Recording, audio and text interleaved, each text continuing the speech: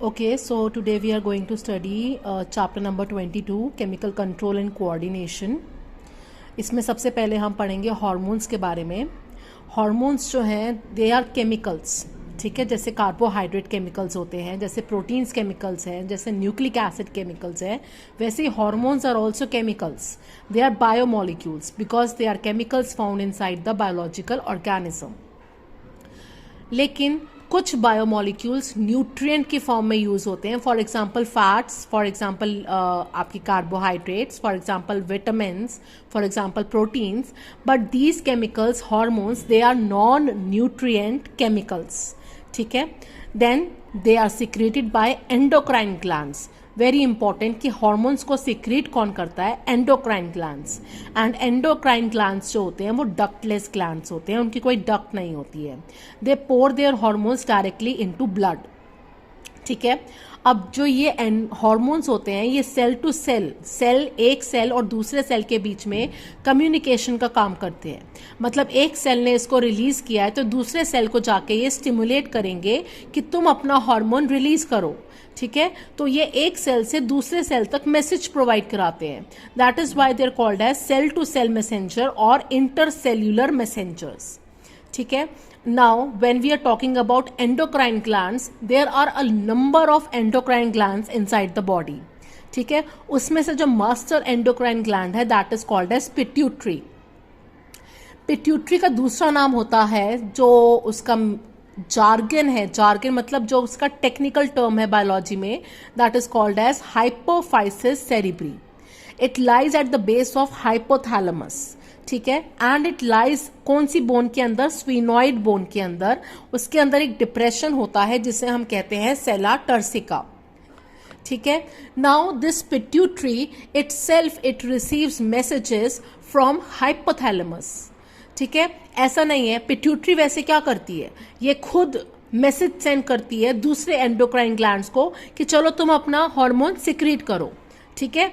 लेकिन इसे कौन सिग्नल देता है? इसकी भी जो डोर है वो किसी के हाथ में है और इसकी डोर जिसके हाथ में है उसका नाम है हाइपोथैलेमस. हाइपोथैलेमस दो टाइप के हार्मोन्स रिलीज करता है. एक होता है रिलीजिंग हार्मोन, ठीक है. Releasing hormone generally stimulatory hormones होते हैं. अगर मैंने रिलीज किया है ग्रोथ हार्मोन रिलीजिंग हार्मोन तो उसकी शॉर्ट फॉर्म में लिखूंगी ग्रोथ हार्मोन रिलीजिंग हार्मोन. ये जाएगा पिट्यूटरी के पास और फिर पिट्यूटरी जो है ग्रोथ हार्मोन को रिलीज करेगी. तो क्या हुआ? हाइपोथैलेमस ने एक सिग्नल दिया किसकी फॉर्म में? रिलीजिंग हार्मोन के फॉर्म में पिट्यूटरी को, और पिट्यूटरी ने फिर वो रिलीज किया. ऐसे ही हाइपोथैलेमस रिलीजिंग हार्मोन के साथ एक और टाइप का हार्मोन रिलीज करता है जिसे हम कहते हैं इनहिबिटिंग हार्मोन, ठीक है. तो इसका एग्जाम्पल हो जाएगा ग्रोथ हार्मोन इनहिबिटिंग हार्मोन. ये जब जाएगा पिट्यूटरी में तो ग्रोथ हार्मोन का सिक्रीशन बंद करा देगा. तो किसी भी हार्मोन के अगर आगे रिलीजिंग हार्मोन लिखा है या इनहिबिटिंग हार्मोन लिखा है तो आप डायरेक्टली समझ जाना कि we are talking about hypothalamic hormones, ठीक है. पिट्यूटरी जो भी हार्मोन रिलीज करती है उसके आगे SH लिखा होता है, stimulating hormone. This is the criteria to understand or to know whether the hormone we are talking about is secreted by hypothalamus or by pituitary. ठीक है. अब आपका पिट्यूटरी जो होती है, इस शेप की मैंने पिट्यूटरी बनाई है आपकी, ठीक है. अब ये पिट्यूटरी के अंदर 3 लोब्स होते हैं. I am talking about lobes. This is anterior lobe, this is intermediate lobe and this is posterior lobe, ठीक है. इस anterior lobe का नाम है pars distalis. इस intermediate lobe का नाम है pars intermedia और इस पोस्टीरियर लोब का नाम होता है पार्स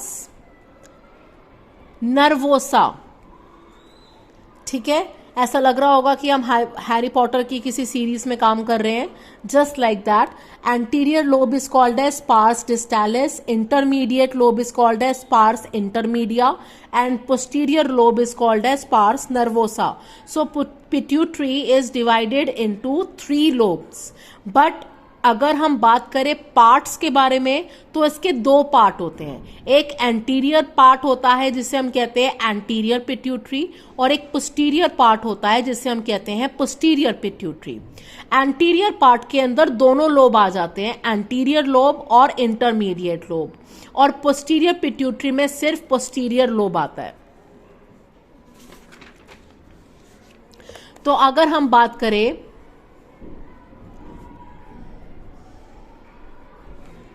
पार्ट्स के बारे में तो anterior lobe and intermediate lobe बनाते हैं एंटीरियर पिट्यूटरी.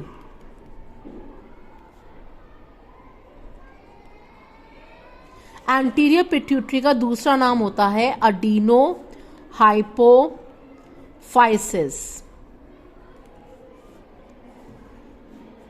पोस्टीरियर पिट्यूटरी का नाम होता है न्यूरो हाइपोफाइसिस.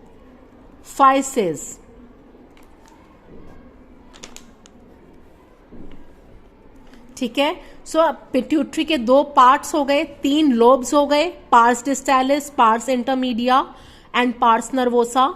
लेकिन पार्ट्स इसके 2 हो गए, anterior pituitary and posterior pituitary. Anterior pituitary को we call adeno hypophysis and posterior pituitary को वी कॉल न्यूरो हाइपोफाइसिस.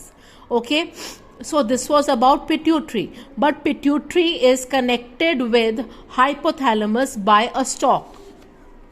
अब जैसे ये हाइपोथैलेमस है, बिकॉज पिट्यूटरी को सारे सिग्नल्स कहाँ से मिल रहे हैं, हाइपोथैलेमस से मिल रहे हैं. So pituitary is connected with hypothalamus. This is hypothalamus जो मैंने ये बनाया है, दिस इज हाइपोथैलेमस. ठीक है. उसके बाद नीचे मैं इसका पिट्यूटरी बना रही हूं. ठीक है. And this is called as stalk, जो कि हाइपोथैलेमस को पिट्यूटरी से कनेक्ट करके रखता है. अब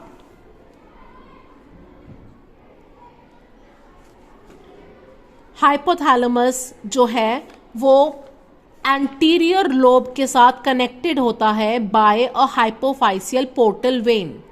पोर्टल वेन की जब बात होती है तो वी कैन रिमेंबर कि हमने 3 टाइप के सर्कुलेशन पढ़े थे. ठीक है. हमने पढ़ा था सिस्टेमिक सर्कुलेशन जो कि हार्ट और बॉडी पार्ट्स के बीच में होता है. Then we studied about pulmonary circulation जो कि हार्ट और लंग्स के बीच में होता है. And then we talked about portal circulation जो कि 2 ऑर्गन्स के बीच में होता है. सिस्टेमिक सर्कुलेशन कैसा है कि हार्ट से एक आर्टरी निकली है, लिवर के अंदर गई है. ठीक है. लिवर के अंदर से लिवर की वेन निकली है और फिर वो हार्ट में गई है. मतलब हार्ट से ऑर्गन, ऑर्गन से हार्ट, हार्ट से ऑर्गन, ऑर्गन से हार्ट. लेकिन अगर हार्ट से ऑर्गन में गई है और फिर वो ऑर्गन से हार्ट में ना जाके किसी और ऑर्गन में चला जाए तो उसे कहते हैं पोर्टल सर्कुलेशन. और जो वो 2 ऑर्गन्स के बीच में जो भी ब्लड वेसल होती है उसको पोर्टल वेन कहा जाता है. अब इसके अंदर आपका ब्लड वेसल आई, आर्टरी आई हाइपोथैलेमस में, और ये आर्टरी जो थी ये वेन बन के निकली नहीं हार्ट में जाने के बजाय, ये नीचे एंटीरियर पिट्यूटरी में आ गई. ठीक है. तो इसको हम कहते हैं पोर्टल वेन और इसका नाम है हाइपोफाइसियल पोर्टल वेन. ठीक है. अब हाइपोफाइसियल पोर्टल वेन ये है पार्स डिस्टालिस के अंदर, एंटीरियर लोब ऑफ पिट्यूटरी के अंदर. सो anterior lobe of pituitary is getting all the releasing hormones of the hypothalamus and all the inhibiting hormones of the hypothalamus. ठीक है. अब एंटीरियर पिट्यूटरी को कोई भी सिग्नल मिलेगा वो हाइपोथैलेमस के जिस भी हार्मोन से मिलेगा वो हार्मोन इस हाइपोफाइसियल पोर्टल वेन के थ्रू होते हुए इस एंटीरियर पिट्यूटरी के एंटीरियर लोब में आ रहा है. नाउ दिस इंटरमीडिएट लोब जो होता है ये एक इंडिपेंडेंट हार्मोन रिलीज करता है जिसे हम कहते हैं MSH. इस MSH की फुल फॉर्म है melanocyte stimulating hormone.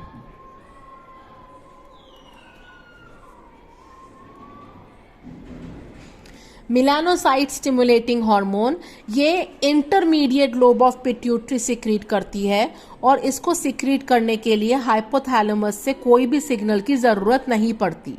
ठीक है, तो it is independent of the control of hypothalamus. So which part of pituitary is independent of the hypothalamic control?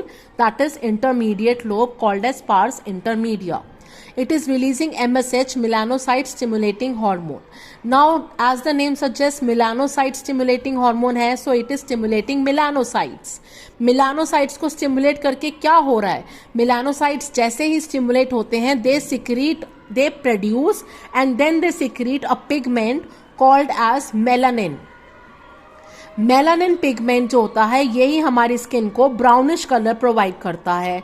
It protects our skin cells और the skin from harmful UV raise.